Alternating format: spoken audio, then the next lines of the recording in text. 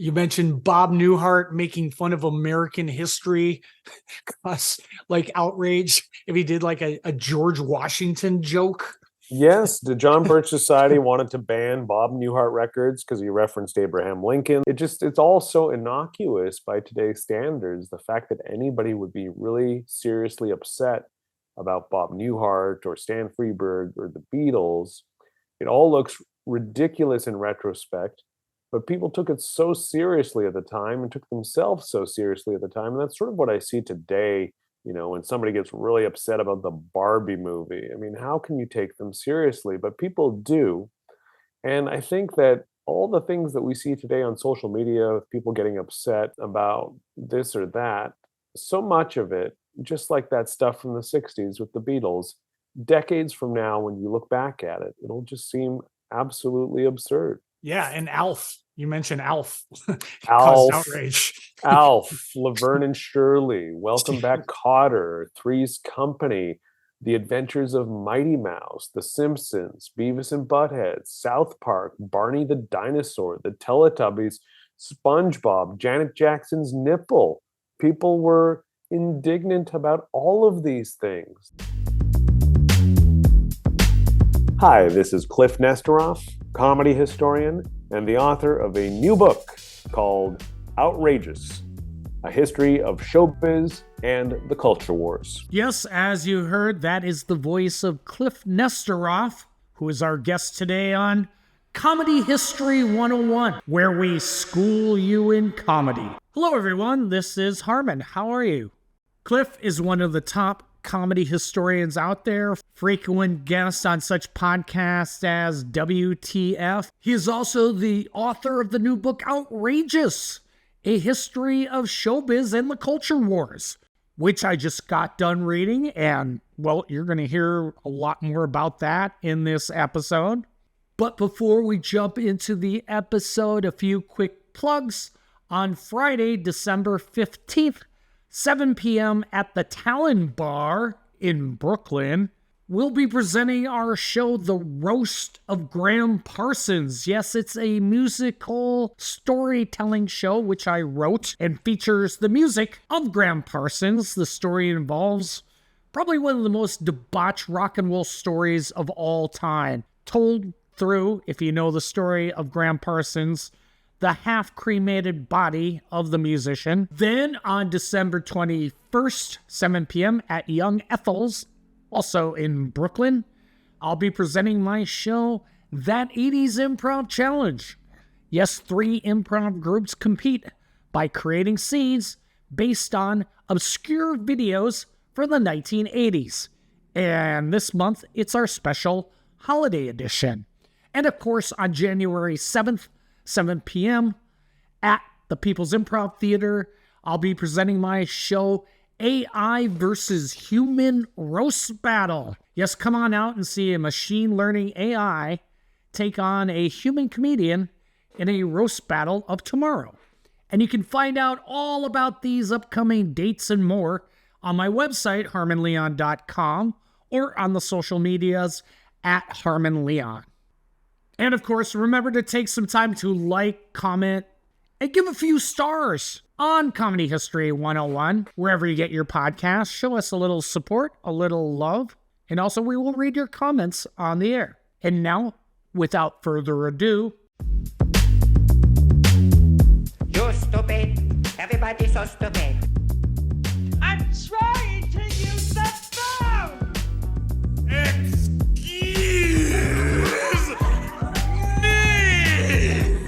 Comedy History 101. Again, really enjoyed reading the book. I guess one takeaway is comedy is always almost over since the 1800s. Yeah, it seems like that's a common refrain, that people are always sounding the alarm that you can't joke about anything anymore, that people are too sensitive these days, that it's not like the old days, that young people don't know what's going on, and young people accusing old people of being out of touch. It is a very, very common concept, but people don't seem to realize that. So that is one of the reasons I wrote the book, was to add some context and demonstrate that what's happening now has happened before. And what I enjoyed from just like a comedy history perspective is learning more about comedy acts in films that were once acceptable suddenly becoming unacceptable due to a culture shift. And it got me Googling a lot of things. It got me Googling the 1913 Fatty Arbuckle movie, The Riot, which I found a clip on YouTube. In the description is when a girl delivering expensive garments loses them to some Irish shantytown kids. Her boss, a Jewish clothier, is livid. So at one time, perfectly fine. And then there's a culture shift and suddenly that's not good. Yeah, I don't know what the reaction was specifically to that movie at the time. I think there was like, if it wasn't that film, it was another sort of Max Sennett comedy that was taken out of distribution way back then, like 1912, 1913, and re-edited because it had been accused of furthering anti-Semitic stereotypes. But the info I have in there on that movie and on some of the Max Sennett stuff is a guy you should probably interview someday named Brent Walker, who's like the world's foremost expert on Max Sennett and Hal Roach. He knows everything. He wrote this giant fat book that catalogs every single comedy they ever made and goes into detail about, behind the scenes stuff and reactions to it. And his book was a great resource for me. And he's a really interesting dude. He looks like he's a teenager, but I think he's in his 60s. He's pals with Tom Kenny, the voice of SpongeBob. They're good buds. I think they used to be in a band together. And Brandt in the early 80s wrote a book about the Bowery Boys, who were comedy movie stars in the 1940s and 50s. And anyways, he really knows his stuff. So I kind of rest on the shoulders of some of these other historians out there. I write my stuff to be more for a popular audience. His books are more for people who are already into Max Sennett, but really invaluable research that he's done. Yeah, and also just interesting is it was really the Irish that kind of started the whole backlash against stereotypes, starting in vaudeville, which was just a showcase of one stereotype after the other. Well, in the late 1800s, Irish immigrants and Italian immigrants, believe it or not, were not considered white. They were discriminated against as sort of being non-white or foreigners. And part of it was the Catholic influence. There were many Irish Catholics and Italian Catholics, and at the time, Protestantism was the dominant strain in America, and Catholicism was considered this sort of evil foreign influence. So there was bigotry towards Irish immigrants and Italian immigrants. And some of that manifested on the stage. Whether or not that was the intent, I don't know. But vaudevillians would do Irish dialect. They would do Italian dialect. Some of the comedians themselves were Irish and Italian. Some were not. But yeah, they were furthering tropes and stereotypes, leprechauns, organ grinders, that kind of thing. And as those immigrant groups became more assimilated, they started to reject those portrayals. They wanted realistic portrayals of Irish people on the stage and not just stereotypes. And they organized protests. There was a group called the Clan na Gael. They were probably the most militant. I don't know if they were inspired by the Molly Maguires. They may have been, but they had very aggressive tactics. They would storm theaters. They would detonate stink bombs so everybody would have to evacuate when somebody was on stage doing Irish stereotype comedy. And eventually this led to a change. Theater owners no longer want to take the risk of being sabotaged or having to deal with violence or threats from these Irish betterment groups. And slowly but surely, they eroded the most extreme stereotypes from the stage in order to prevent further conflict. And comedy slowly started to evolve. And by the late 60s, when there were other protest groups, Black Power and Latino Power groups, a lot of the editorials that condemned them would say, well, the Irish never complained. What's your problem? Not realizing that they had complained 80 years earlier.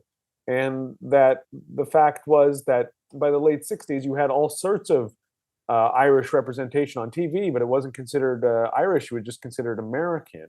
And so when one Irish stereotype would bubble up, it wasn't as big of a deal because now you had 99 realistic portrayals along with the one stereotype. Whereas way back in the vaudeville area, you had like 99 stereotypes and maybe one realistic portrayal. So when the stereotypes far outweigh the realistic portrayals, that's when the protest happens. That's when the objection happens. And then years later, if there's just one minor stereotype. It's not as big of a deal. What I read elsewhere is the Marx Brothers were originally all portraying stereotypes. The only one that kind of like hung over was Chico. Yeah. Like Harpo is called our Harpo because of the Irish harp, and he was Irish character. Yeah, it was just a very common thing. And their uncles were in vaudeville, and they did they did what they called a Dutch act.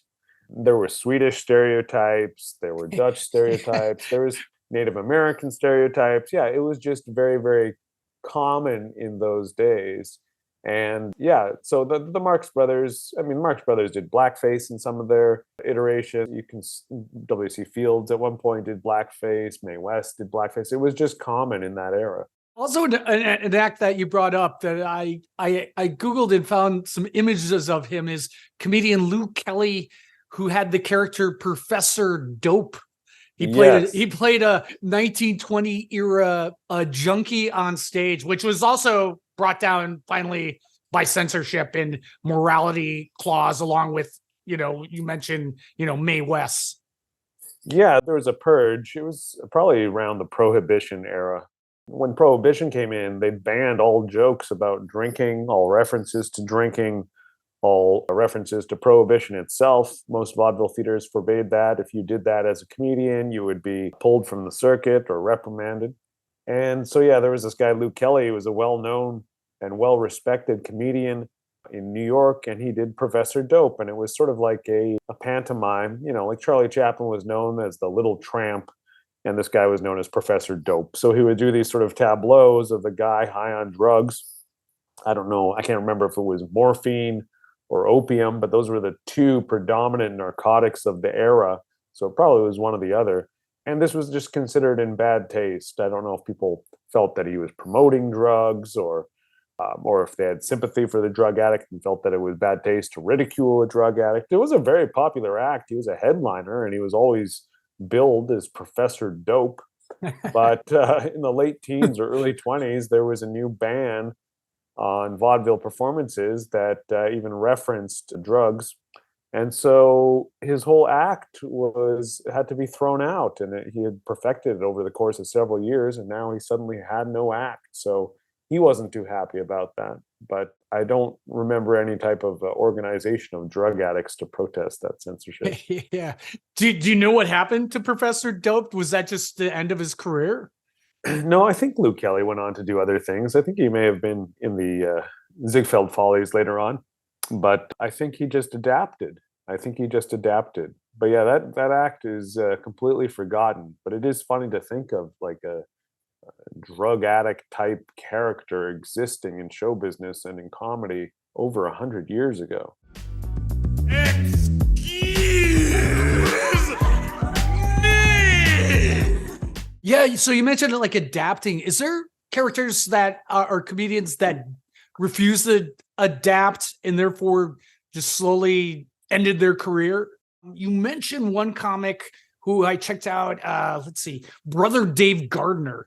Oh, yeah. He was like a Southern character, I guess, to explain to the listeners. He was kind of like Jeff Foxworthy later with racism. His character wasn't racist. It was later on. He himself, as a human being, became racist. He did this character, Brother Dave Gardner, who was like a preacher from the South, and he would refer to everybody as beloved. He would end every sentence with the word beloved.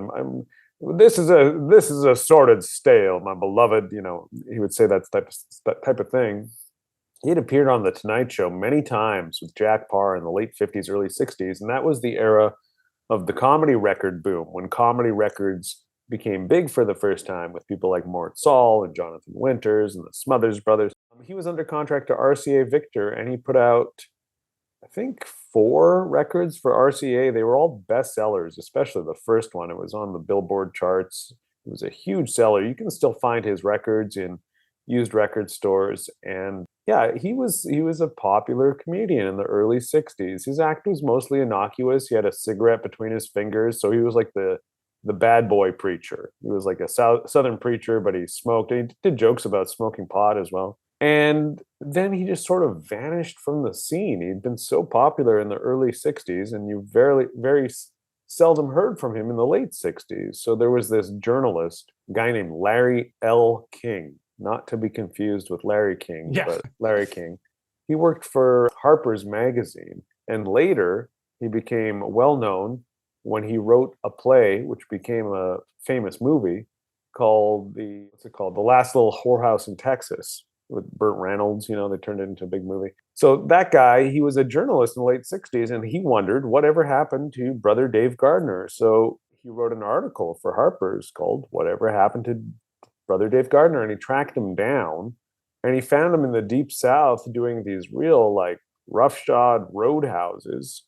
And it turns out that at that stage of his career, brother Dave Gardner was playing to a completely different demographic. He had become very influenced by a guy named H.L. Hunt, who was a billionaire from Texas, who funded all kinds of far-right propaganda. He was a benefactor for the John Birch Society and was convinced that the civil rights movement was a communist conspiracy. And Dave Gardner became friends with him, and he became influenced by his conspiracy theories, and he started to believe it. And so by the late 60s, he was going on stage and he was condemning Martin Luther King, calling him the N-word, and he would rant and rave and did all these racist routines. And as a result, he became the Ku Klux Klan's favorite comedian. And Larry L. King discovered that by 69, Dave Gardner was primarily performing for Klan functions and the Grand Dragon's birthday party. And he chronicled it in this issue of Harper's, and it was quite shocking, although, not that many people know that story today. Some, like, older comedy devotees, record collectors, know brother Dave Gardner because those records are still around, records that had no racist content. But nobody really knows that story. But yeah, he went full hard right, racist right, went a little bit crazy. Career never really was the same. Yeah, I tried to Google and find, anything about, his racist sort of past. I found like one later era clip. He had like a routine about a haunted house that it's sort of borderlines on that. And you could totally see, he's kind of white haired, he's older. You could see that kind of shift, easily enough. And then there's just like the whole other era of censorship on comedy where it wasn't racist enough, so therefore it got like censored. Example you gave was, Eddie Cantor on his radio show, and his sponsor was Texaco, and they were kind of like Nazi love and oil selling. Texaco didn't like Eddie Cantor's material. That was a bit against Nazis. Yeah, well, Eddie Cantor, outside of comedy, was one of the leading spokespeople for the Hollywood Anti-Nazi League, and he lobbied for Jewish refugees in the fairly early on, 1933, 34, 35. And Texaco didn't appreciate that. They were afraid it would alienate German listeners. They didn't want him getting into politics. He really wasn't getting into politics on his show. It was off stage on his own time mostly. But Texaco was constantly having meetings and saying, we can't allow the listeners to know that Eddie Cantor ever has a serious thought. He's got to stop doing this.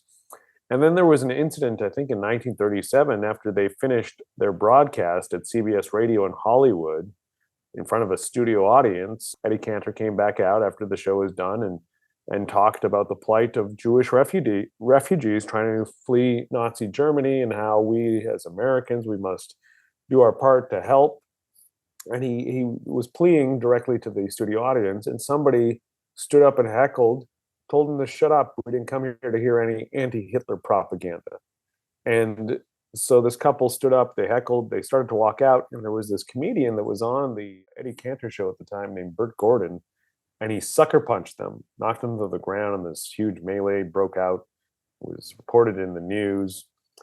Anyways, 6 months later, the Eddie Cantor program, which, like you say, was sponsored by Texaco, was canceled. And then it was discovered much later that the chairman of Texaco, he had to resign in shame when it was revealed that he was sharing secret shipping routes with the Nazis. He was connected to the American government, and he was sharing American government secrets with the Nazis, and apparently supplying them Texaco oil for the Nazi cause. So none of that was known at the time, that they were sponsoring Eddie Cantor and condemning Eddie Cantor for his anti-Nazi views. Yeah, and again, it's like it was all corporate interest, John Birch Society. We don't want to piss off our Southern bigoted listeners, such as, why Amos and Andy kind of continued on for decades. Yeah, Amos and Andy's history is a little bit complicated. It was more objectionable early on rather than later. Ironically, it was removed from TV in the early 1950s, although by that point it was probably at its least racist point. It had an all black cast by that point. When it started on radio, it starred two white guys, Charles Correll and Freeman Gosden, doing what they considered to be black dialect. They were playing all the characters. They were all black characters, but they were all performed by these white dudes. And they had been inspired by blackface minstrel stuff in the teens and 20s before they even knew each other. They were both inspired by blackface performance. And so when they came to air in the late 20s, that's sort of what informed the Amos and Andy show. And also, way back in the 1800s, the name Amos was associated with stories of slavery and slave tales, sort of that Uncle Remus-ish type stuff. And Sambo was a famous name associated with that type of thing. So Amos, the name Amos was associated with that as well. So just the name of the show, people knew that that's what it signified. And the theme music to the original Amos and Andy radio show was the same theme music from D.W. Griffith's The Birth of a Nation. So there are all these signifiers in that initial Amos and Andy that lets you know that it was sort of the blackface persuasion, even though it was audio.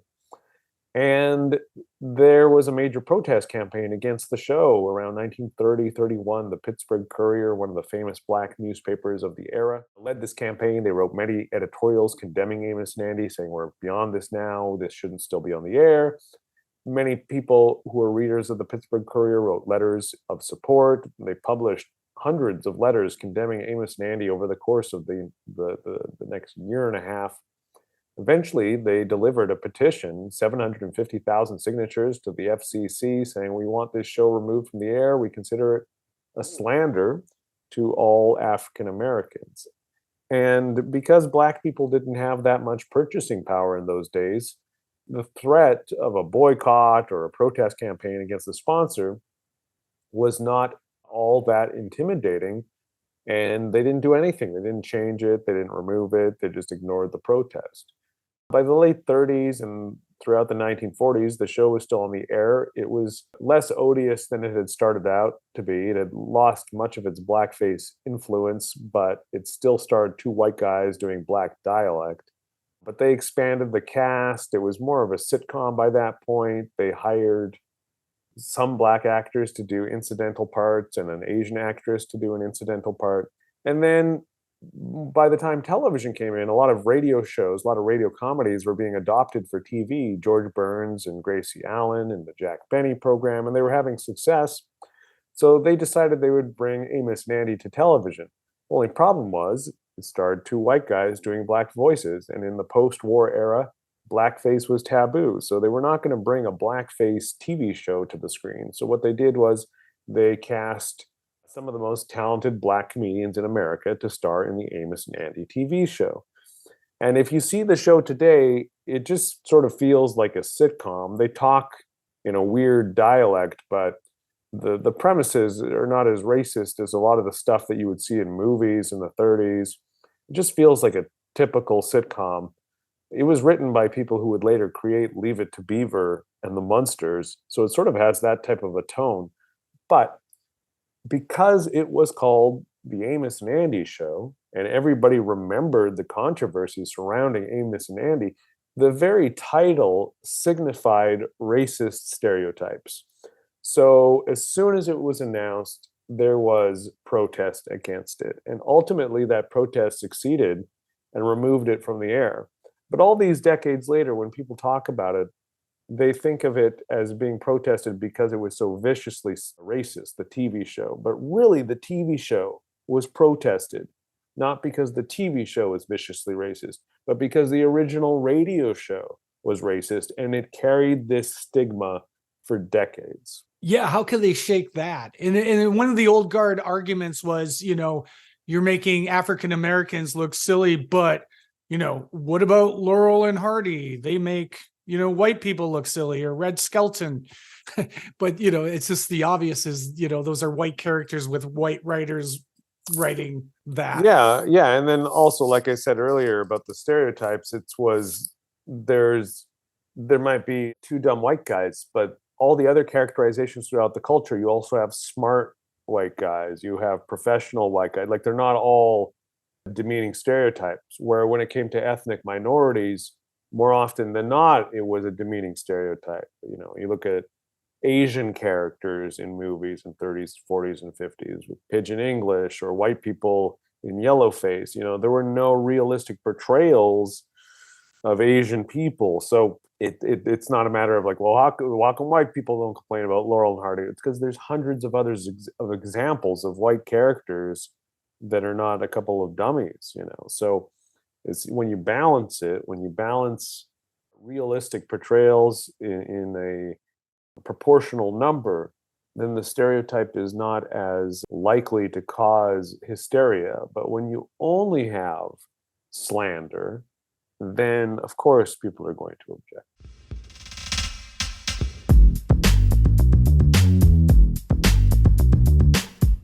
And then also interesting was sort of LGBTQ portrayals on TV were offensive, but for different reasons, because the right wing thought of it as promoting sexual promiscuity. Well, yeah, the religious influences didn't like to see any inference or depiction of homosexuals at all. And then gay activists did not like to see homosexual stereotypes depicted. So it was sort of a weird thing in the late 60s and throughout the 1970s. It seemed like progress. Oh, there's gay characters in a TV show, but at the same time, they're stereotypes. So it had been taboo to mention it at all for much of the 20th century in TV and movies. There were coded inferences here and there, but to explicitly confess that somebody was a gay character was very taboo.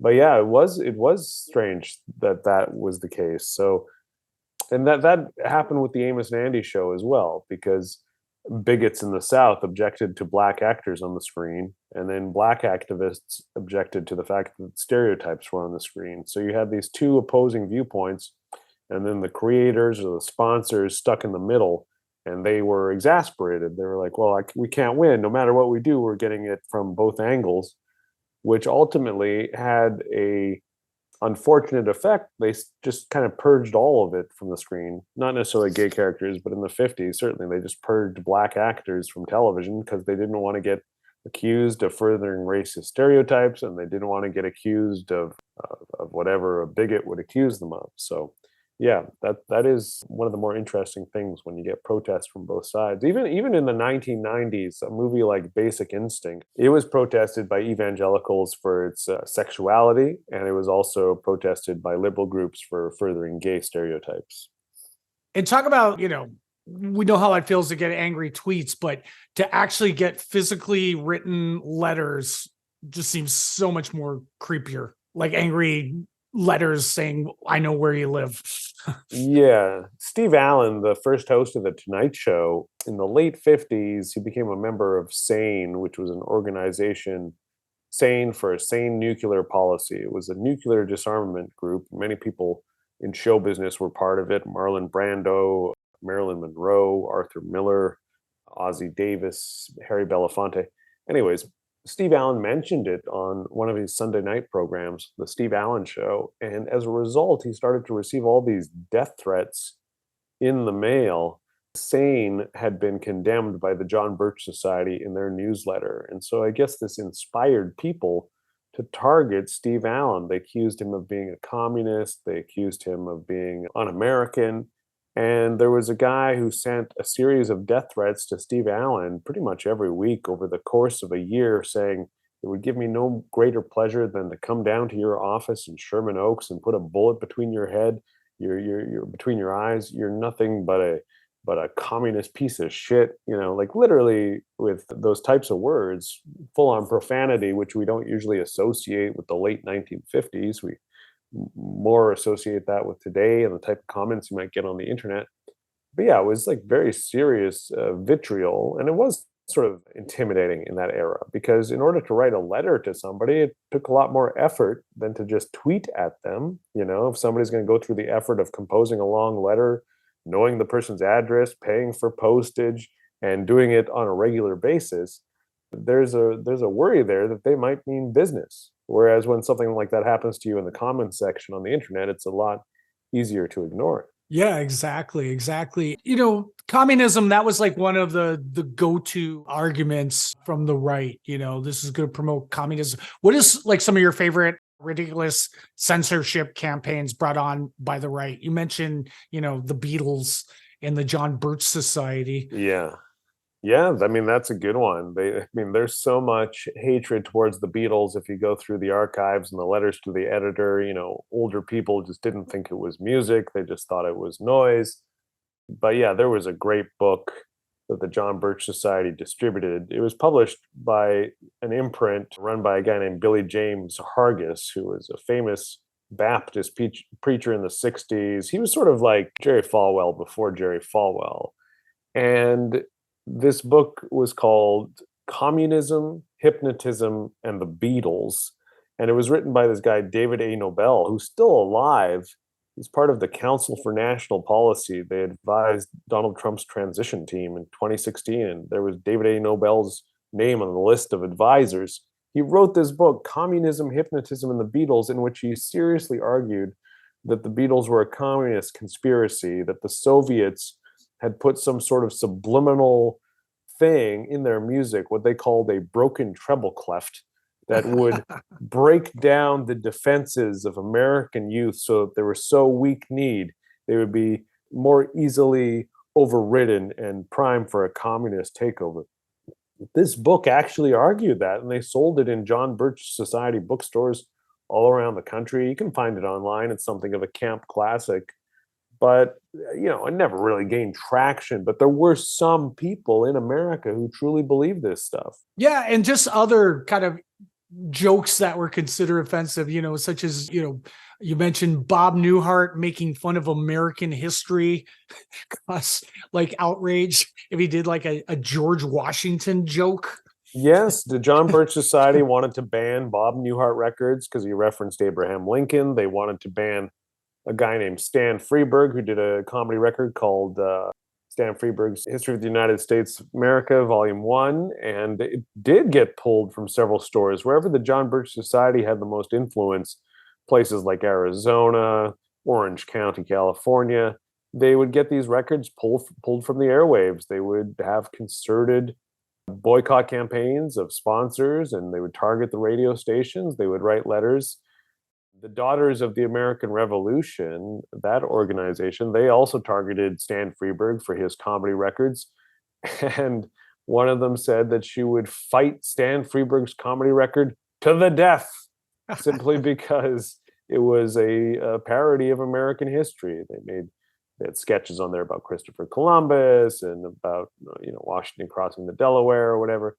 It's all so innocuous by today's standards. The fact that anybody would be really seriously upset about Bob Newhart or Stan Freberg or the Beatles, it all looks ridiculous in retrospect, but people took it so seriously at the time and took themselves so seriously at the time. And that's sort of what I see today, when somebody gets really upset about the Barbie movie. I mean, how can you take them seriously? But people do.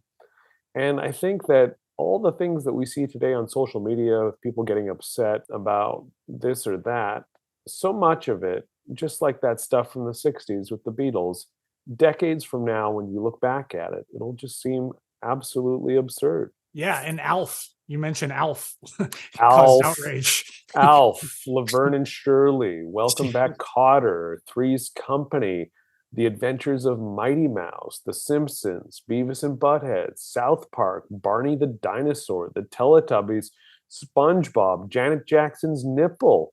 People were indignant about all of these things. They're all so innocent and unimportant in terms of like getting worked up in a frenzy about. It's crazy how angry people get about TV and movies. I understand when people get angry about something that is bigoted. But all this other stuff is just an absurdity. And then the irony is that a lot of the greatest anger out there is not even about bigotry, it's against people who oppose bigotry. How dare you, you censor, because you Yeah. oppose the N word or something. It's crazy. Yeah, it's always like the last grasp at change from the right when change is occurring is Yeah. throwing out the censorship argument. You stupid. Everybody so stupid. One constant, it seems, is, back in the 1800s, the Bible, which manifests all the way up to the Smothers Brothers TV show, even still today, that always seems to be one constant all the way through history. Yeah, people don't want that ridiculed. I mean, you could argue, to be fair, that that's true of anybody of any religion. Nobody wants their religion defamed. But the Christian evangelical movement in America has been very powerful in recent history. And in the founding of the country, you had Calvinists and you had Puritans and you had people that were very censorious. They subjugated indigenous people, banned all of their cultural practices. In Puritan regions, playing cards was banned. It was the phrase they used was amusements. They banned amusements because it contradicted the Ten Commandments, because they believed that to be entertained was to be idle, that you should be working. So if you were watching a play or if you were dancing or if you were playing cards, you weren't working.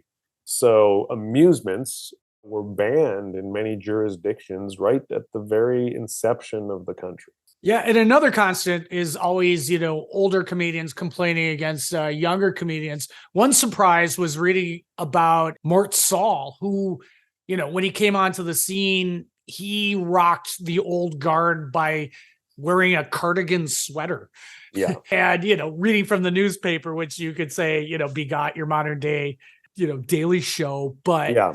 he kind of flipped in the 70s. Yeah, I mean, he didn't think he flipped, but he I think Mort Saul was one of these people. He just wanted to contradict whatever was the norm. So as early as 1964, he condemned the civil rights movement. He said it wasn't doing a bit of good. He criticized Dick Gregory, said he was doing more harm than good. He said, well, what has it achieved? It just got a bunch of people arrested. That's it. By the late 60s, when gay liberation and women's liberation became movements, and by the 70s, when they were sort of accepted, Mort Saul rejected them. He went on the Dick Cavett show and he said, it really bugs me when they equate words like racism and sexism. And he said something to the effect that he'd never met an intelligent woman and that he would meet women who tried to be smart like him by using big words, And Mort would say these things and he wouldn't get laughs. He would just kind of come across like a jerk. And you can watch footage of him on the Dick Cavett show with the other panelist, John Simon, a critic from the New York Times. And they get into a big spat, they get into a big fight. And John Simon says something like that, like, maybe you're not as smart as you think you are, or something like that. And Mort Saul looks out to the studio audience and points, he goes, they know, my people know. And then the audience boos him. So I don't know. He kind of fell into this trap where he wasn't working that much anymore, not like he had been in the 50s. And he blamed a conspiracy. He said that people just didn't want to hear the truth.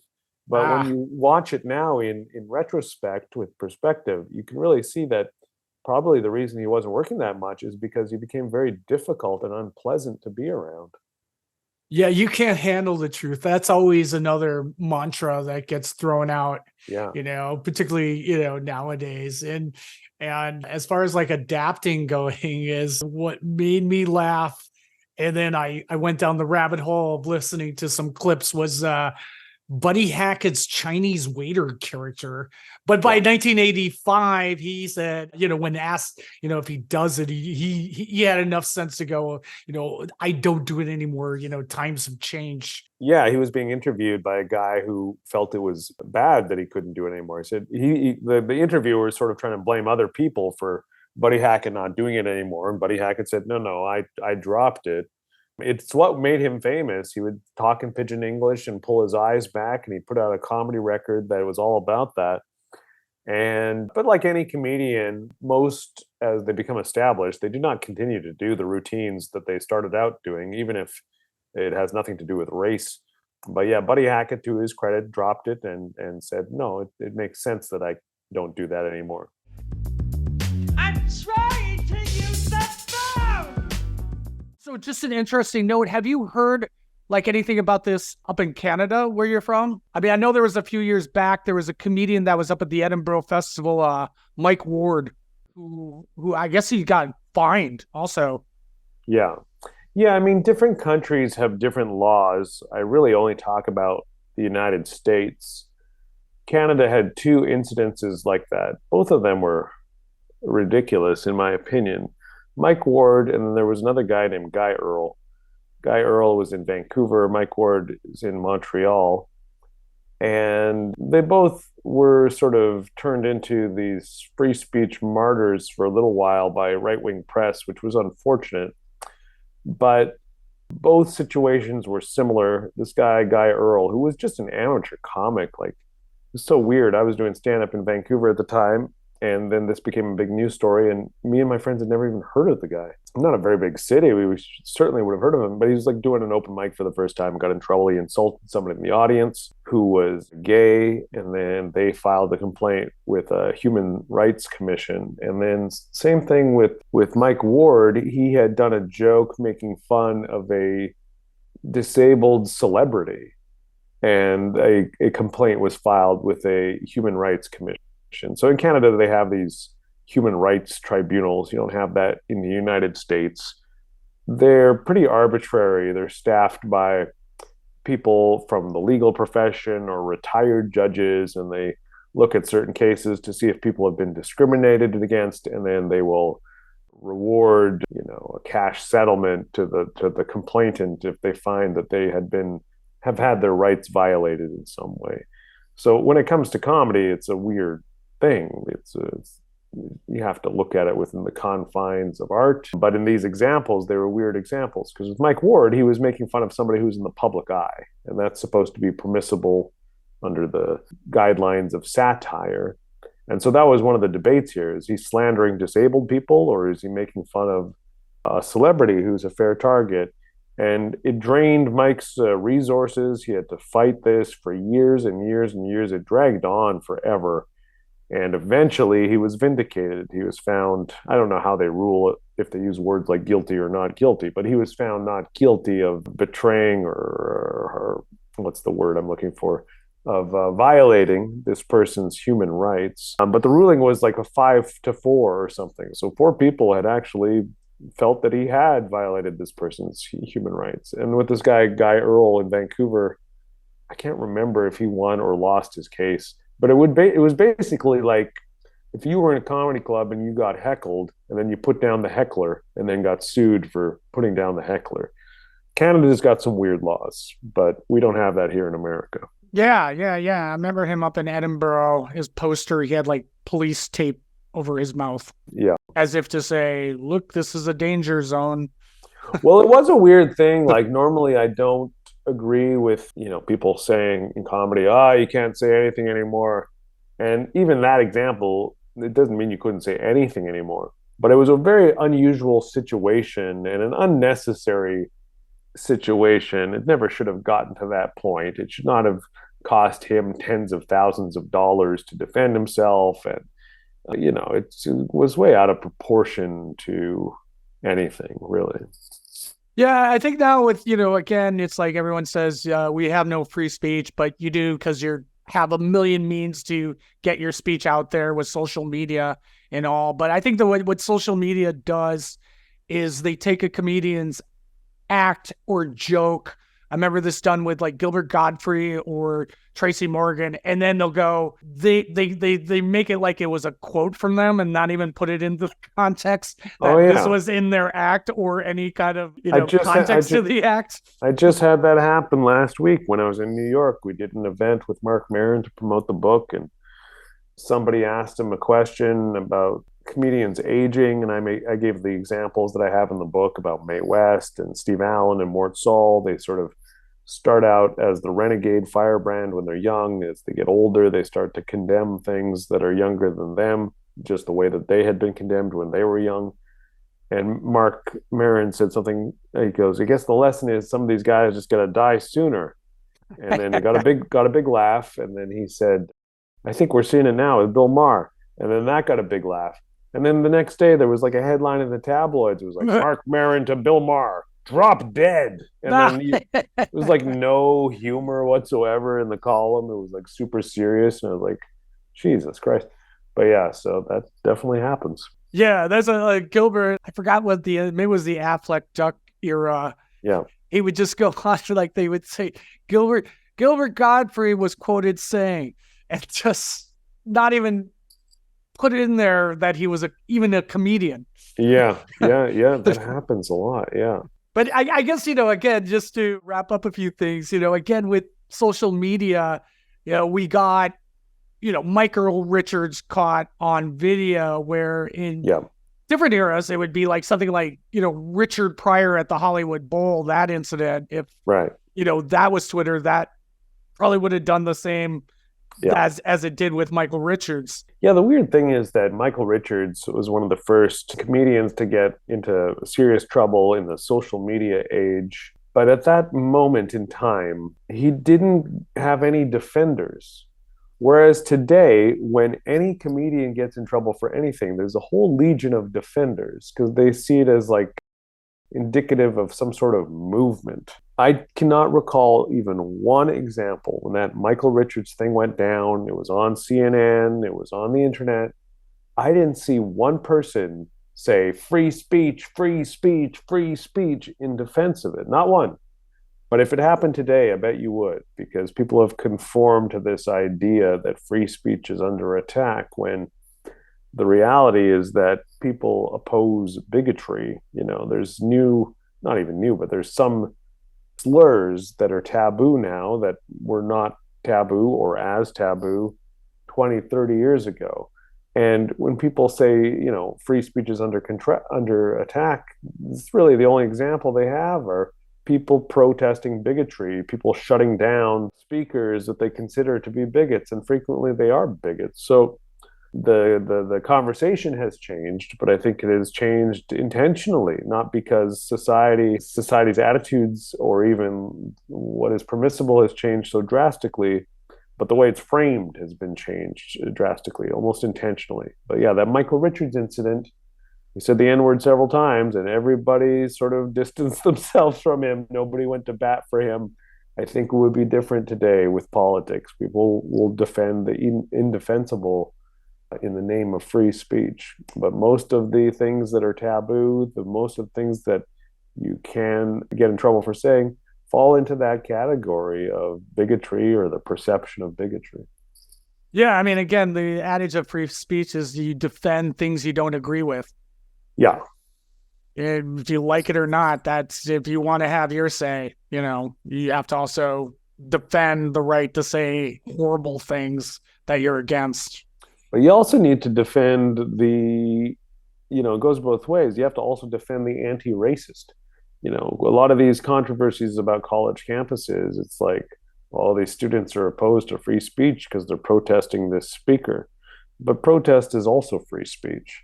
So it's like a contradiction inherent in it. Nobody ever wants to censor somebody they agree with, ever. It's always you're censoring your adversary or your opponent.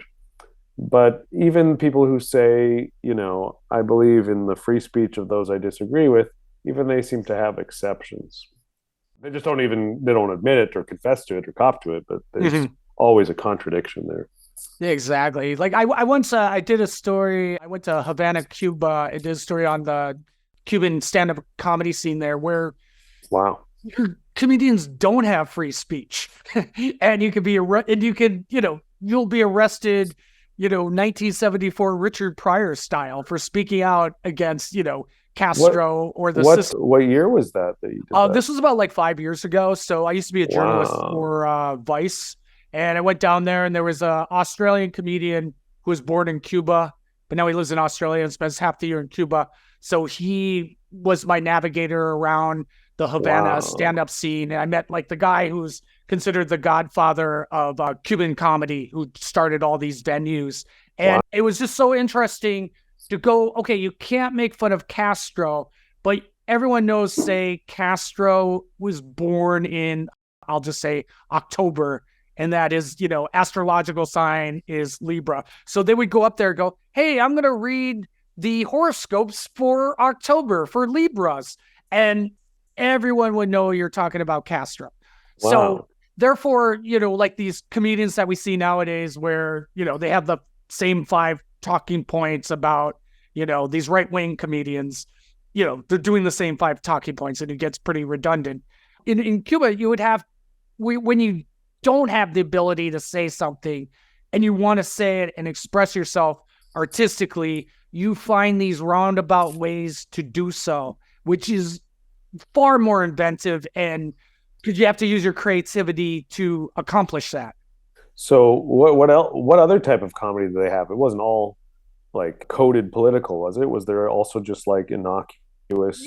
Yeah, there's like, okay, so again, this was all like translated through my comedian friend. There's this place in Havana where it's a weekly show in a huge theater. It sells out. Tickets are probably about like 50 cents to $1 to get in, and it completely sells out. And it's like, so that's like their biggest comedy show. And it would be like stand-ups, and then it would be kind of Telemundo, really broad comedy. Yeah. And then there'd be like a lot of like kind of impressionist sort of thing. And then guys just sort of telling like old jokes. So it'd be kind of a mix of that. And wow, how interesting.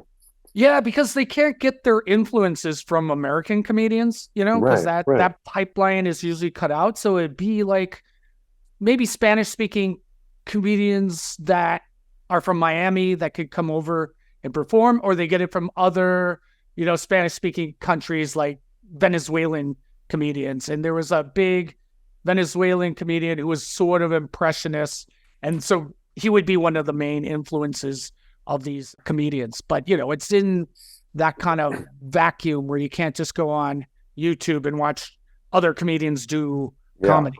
Wild, man. Yeah, I mean, every country is different, every culture is different, every political climate is different. My book is specifically about the United States because there are other atmospheres where there is limited freedom of speech. There's comedy scenes in India and Egypt and Saudi Arabia, I think, and they're very repressive, and sometimes comedians get arrested the way they used to in the United States in the 50s and 60s. And that's why I always feel like it's a bit of an insult when people say comedy's under attack here, or you can't joke about anything anymore, when clearly you have so much more free expression at your disposal here than these other countries where people are actually arrested and jailed. And so it's sort of like, I don't know, it's just insulting to people that are actually persecuted. Exactly. I think it's like, of course you could say what you want. There's just more avenues, say in the 60s, for people to voice their opinions against it, where, like you said, you had to write physical letters to Steve Allen to voice your outrage, where here now, just anyone, on their phone could put up their opinion and mobilize and voice to their, echo chamber. Yeah.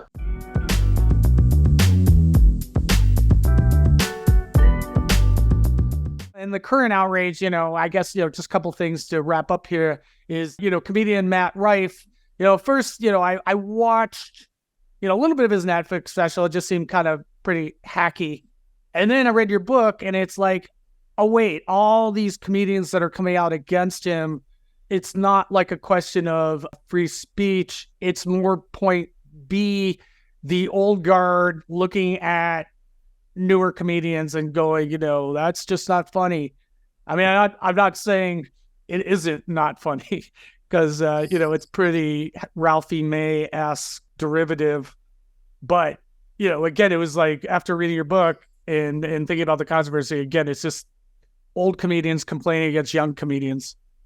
Yeah, there's a bit of that. Matt Rife, sometimes people deride him because of his popularity on TikTok, not realizing that he actually started in clubs. He's been doing stand-up, I guess, for 11 years, 12 years. He looks Like he wouldn't have been doing it that long because he looks young, but he started when he was like 13 or something, or 14. He saw Dane Cook, was inspired by Dane Cook. And as you know, stand-up comedy has three ingredients. One, natural born funniness. Two, experience. And three, confidence. So he's got two of those three. And two of the three, I mean, that's almost all of it. So you might not find him that funny, but he's got the confidence and he's got the experience. It's more than you could say for a lot of YouTube comedians who started on the internet and then tried to do stand-up. That often doesn't work at all, because you go from being popular online, you think it's going to be a cakewalk to translate to the stage, even though you have no stage experience, and you fall flat. Matt Rife started on the stage and then became popular through TikTok. I'm not a fan of his, but there's also like room at the top for good and bad. And I don't really feel like anybody is taking a job away from somebody else. All throughout history, you have great comedians and mediocre comedians and bad comedians who are famous. You also have great comedians and mediocre comedians and bad comedians who are not famous. They just exist concurrently. And, if you're a comic, you focus on your own act and whatever. And two last questions. What is your history with comedy? What was the initial thing you remember that really got you hooked on comedy when you were a kid? Ernie and Bert. I liked Ernie and Bert because Jim Henson and Frank Oz, they had a great chemistry and they really were like a comedy team. They also did the voices, of course, of Kermit the Frog and Fozzie Bear. It was a different characters, but a similar back and forth chemistry, sort of a straight man comedian setup. And so that was before I had ever seen a comedy team like Laurel and Hardy or Abbott and Costello or the Smothers Brothers. So I just connected with that and the Muppets and the Muppet Show. I remember Steve Martin hosting the Muppet Show. A lot of the people in comedy that did that show, that was my introduction to them. I remember the Muppet movie had Steve Martin, Richard Pryor, Mel Brooks, had all these comedy giants. I didn't know who any of these people were, but I just kind of liked that. And then Looney Tunes cartoons, those old cartoons that Mel Blanc voiced. A lot of the voice actors were actually comedy actors from radio. So I didn't even realize it, but I was absorbing these comedy influences. A piece of trivia, the Muppet Show, most of the episodes were directed by this guy, Jack Burns. Jack Burns was George Carlin's partner when they were in a comedy team together before George Carlin went solo. So there's all these sort of comic influences that I absorbed watching things as a child, although most people would have described it as children's television rather than comedy. But Sesame Street, Ernie and Bert, The Muppets, The Muppet Show, The Muppet Movie, Looney Tunes cartoons, they all were inhabited by comedy writers, comedy directors, and comic performers, even though people sometimes just dismiss them as being for kids. Yeah, Jim Henson was like doing like trippy, like hippie stuff in the 60s. There was at the Museum of Motion Picture here in New York, a great exhibit of just his early stuff up until, Sesame Street and beyond. But yeah, he was like, just a forefront of just trippy stuff when he started. Yeah, for sure. And lastly, just any other takeaways from your experience from writing? No, not really. I mean, I don't know. I had to cut a lot out. When you write a book, it can't just be a list of things. It has to have a structure. But my first drafts are always just research with no writing in them. So if you read the book, there's like a couple of things about Carol Burnett where people are complaining, if you can believe it, about Carol Burnett of all people. And when I finished my first draft, I had like 70 letters to the editor, people complaining about Carol Burnett. And my editor was like, this is funny, but yeah, you can't put 70 letters to the editor from the 70s complaining about Carol Burnett. Like, choose one, maybe two. So I had to whittle it all the way down. And then I worried, like, when this book has come out, now that this book has come out, that people will look at it and they'll see only one letter of complaint and they'll be like, well, it's cherry picking. It's like, no, like, this is how publishing works. You can't have 70 examples, even though I have 70 examples. But I don't know what my takeaway would be from writing the book, but I enjoyed doing it. And some people have said that they found it both alarming and reassuring to read how little things have changed in terms of American behavior. Well done. And where can people find the book? In every bookstore and every library, anywhere you want to get a book, you can get it. Kliph, thank you so much. I really enjoyed talking to you, and I really enjoyed reading the book. It was great. I appreciate it. Thank you, Harmon. All right, take care. Bye-bye. Yes, that wraps up our episode of Comedy History 101, and we schooled you in some comedy.